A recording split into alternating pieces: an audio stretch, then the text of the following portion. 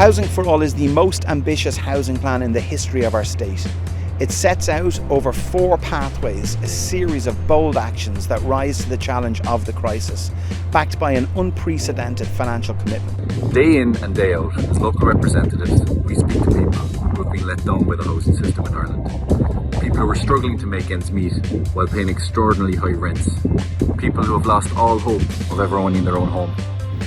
Housing for All recognises all of these challenges and more. It's the most ambitious housing plan ever produced by government.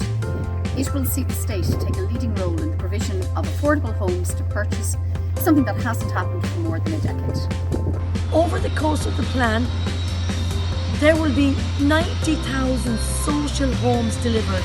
This has never been seen before. This will secure a home for families, which is so important.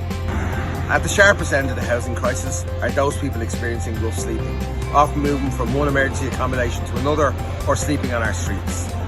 This plan aims to end homelessness by 2030 by providing the necessary housing with the required health and mental health supports.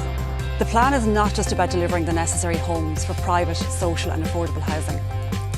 It's also about setting out a pathway to the economic, societal and environmental sustainability in the delivery of housing. The core objectives have been developed to support the goals of the forthcoming Climate Action Plan. This record level of funding eclipses previous allocations of funding and demonstrates our commitment to affordable, social as well as cost rental housing and tackling the homelessness crisis and supporting sustainable housing.